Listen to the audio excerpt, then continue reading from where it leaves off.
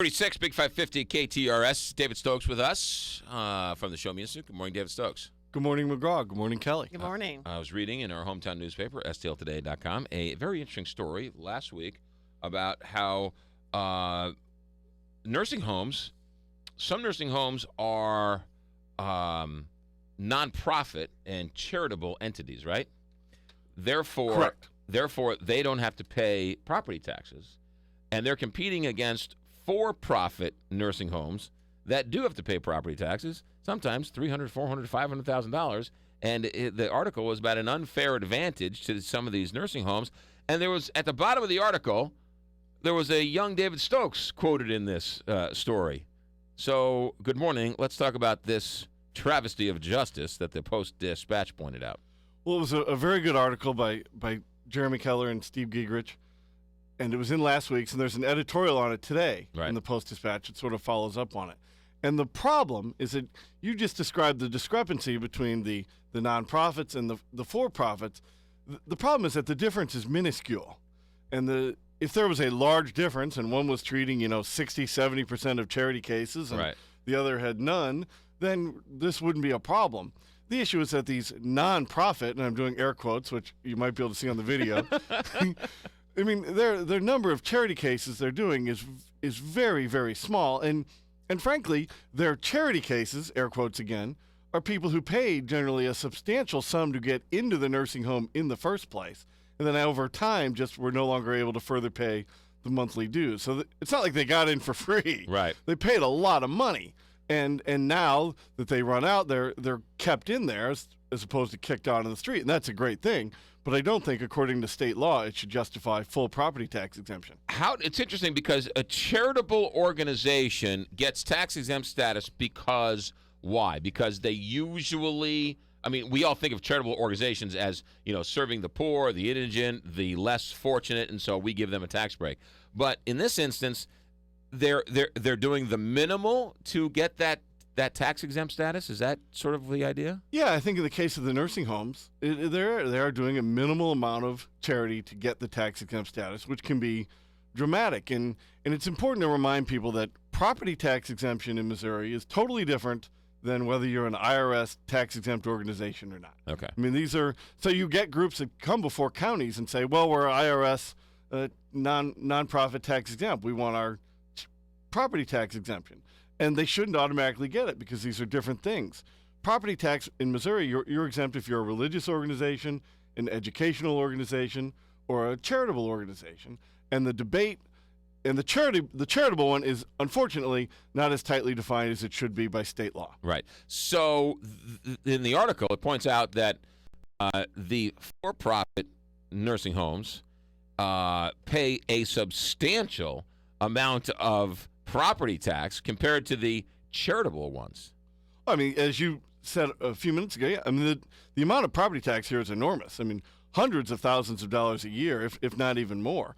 And if two companies are competing with each other, and one company starts off with a $500,000 a year advantage in tax savings, that is completely unfair competition. And again, if there was a large distinction between the two in the amount of charity care provided, that'd be justified. But the difference, if any, is tiny. And the editorial also points out Aberdeen Heights. Talked about that one, which gained prominence when the St. Louis County Board of Equalization denied an exemption for them. Right, they're sort of the most recent participant in this battle. They're a new nursing home in the greater Kirkwood area. And they were rejected in their application. And from what I know, they should have been rejected. I think this was a good rejection because they're primarily for-profit. They just do this sort of baseline amount of charity work that they thought would get them the property tax exemption. But it's also all over the board because you don't exempt them, but 4 years ago, when they weren't so stickler about this, or they're not granting exemptions years ago, so now you have three categories. One that's not getting any exemption, the ones that got them, and the ones that are, right on the line that used to get them but now don't get them. So you've created three different classes of health care. You have, and there's an inconsistency to it that needs to be addressed. And I think it needs to be addressed. How do you fix it? Well, I think you tighten up the definition in state law. because until you tighten up that definition, you're going to have this consistent number of battles. And the county council people who in years past were granting these exemptions before the Revenue and Personnel Committee, they were really in a quandary because, there were threatened lawsuits here, and the members of this committee saw that, according to prior state cases, the nursing homes had a very good chance of success. So do you deny it and then lose in court and then pay penalties and interest to them? Right. So they were trying to just do the best they could in coming up with a compromise, and that's why they required payments in lieu of taxes by some of these nursing homes, which are voluntary payments to the taxing authorities each year. The problem with pilots is that they sort of, not surprisingly, decrease over time as they're not really enforceable by law. It's right. Sort of a gentleman's agreement that several years later, when the elected officials who got you to make the promise have moved on, you stop doing it or you decrease it. If I'm the Gatesworth, which, if memory serves me right, the Gatesworth was a full for-profit nursing home, which is fantastic in every way, shape, or form, they're unfortunately being charged an exorbitant number when it comes to their property tax, which puts them at a completely disadvantage to everybody else. And the Gatesworth are the ones doing the right thing. Absolutely. And I live not far from the Gatesworth. I live in U City and know some people who retire to it. It's a wonderful place. And you're right. Nursing homes get a lot of public services, as the articles make clear. Like the fire department is at a nursing home all the time for ambulances and the like. The school district might not be providing a whole lot of services there, but other government agencies are. So when you exempt somebody who is using government services somewhat significantly, I mean, that's a real problem, and it results in higher taxes on everybody else, on residents and the other businesses that don't get it. How much of this is Jake Zimmerman in the county? Is that coming from his assessor's office, or is it coming from somewhere else? Who decides who gets this exempt status? Well, it starts with the assessor's office. Okay, so it does this is start coming with out of Jake Zimmerman's Jake office. Zimmerman, and now that we have an elected assessor in the county, I think this particular assessor, when it comes to casinos and some of these nursing homes, is pretty strictly interpreting these exemption status. Again, with casinos, it's not about exemption; it's about what they owe. But he was strictly trying to get them accurately assessed, and now he's strictly trying to judge property tax exemption, and it gets appealed far beyond his office. But he, I think, is doing a good job in rejecting them to start with. Right, because the idea is the more people who pay property tax, the less property tax we all have to pay. And that's where the Show Me Institute comes down at this. It's not like we want these nursing homes to be paying full property tax exemption so that we can be spending lots more money in government. Right. It's that the broader you spread the base, and this is true for sales taxes or income taxes or any type of tax, the broader the base, the less the rate needs to be for everyone. Right, which is you're consistent in that the whether we agree or disagree, your philosophy is, or the Show Me Institute's philosophy is, TIFs don't work, or there's no difference between a tax-exempt nursing home and a TIF. Somebody's getting a tax benefit to the detriment of the rest of us who actually have to pay it, whether it's a movie tax, a healthcare tax, TIF, or whatever else.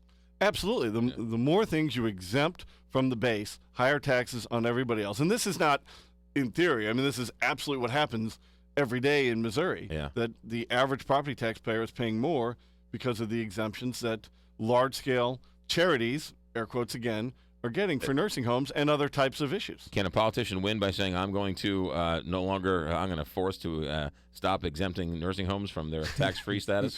That is a great question, because grandma needs to pay more in the nursing home is not exactly the campaign flyer that people want going door to door. You're not paying enough for your nursing home. Well, but in actuality, it isn't like the nursing home that's getting an exempt status can severely pass on the savings to the individual. They're just a penny or two below everybody else, right? And yet making a much bigger profit, bottom line, because they don't have that $200,000 tax bill at the end of the year.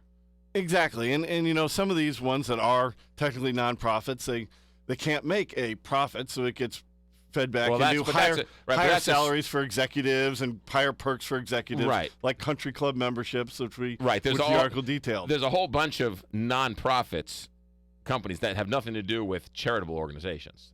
Right. It's a bigger problem than just nursing homes. Yeah. But it is out there. Yeah. All right. And when you take away, it's one thing to have that income tax deduction for somebody to make a gift, and all they get is a deduction worth whatever their personal individual tax rate is. Right. But to have a full 100% property tax exemption makes a dramatic difference in the local governments providing services to these communities. And the Post story and now the Post editorial has done a good job highlighting it. Duly noted on November 18th, 2013, David Stokes, Show Me Institute, agreeing with the Post editorial page.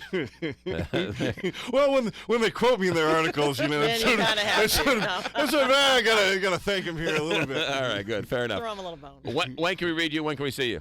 Well, you can read a lot of stuff on the issue of property taxation. We have large policy studies on it and sort of case studies on how different rates, relay and people's what they pay and the services they get. You can find all that at showmeinstitute.org. We're taking a survey here, and I just decided to start. You'll be number one. What's your favorite holiday movie? The one you do not miss. Well, for Christmas, it's definitely the Christmas Story with Peter Billingsley. And yeah, okay. Like I remember seeing that in the theater as a child. Yes. So I guess it came out. I'm going to guess I was about 9 or 10 when it came out. What, mid late 80s, I guess? Yeah. Mid 80s? It was early 80s. Early 80s? Maybe it was mid 80s. I was about 12 or 13. I saw it in too. the theater and just thought how spectacular it was. Yeah. And love it every year All right. since. So A Christmas Story. One vote for A Christmas Story. Mm-hmm. All right. Yours is 8 is enough. Mine, no. You need to. No. Christmas No. special. Well, there should be two categories. One is the movie, and then one is the TV Christmas special. Do you have a TV show Christmas special? I think I have fond memories of watching some of the Charlie Brown Christmas shows with my grandparents in Chicago and visiting them over the holidays. All right, fair enough. So yeah, I'm going to go with some of the Charlie Brown Christmas. Okay. Mine is the 8 is Enough Christmas special. You don't remember this one? I do. Lucky for me, I do not remember this one. We have no time, but I will tell you at some point it was a great Christmas special. Not a dry eye in the house. The 8 is Enough Christmas special. And they always play it every Christmas. But now that 8 is Enough's not on anymore, it's a hard time finding it. But seek it out. Sure, it's on YouTube. You'll cry. Netflix. It's on 8-track somewhere. Hey, come on now. All right, one vote for A Christmas Story. 848, David Stokes here, Big 550 KTRS. Thanks, Will. When you're hosting a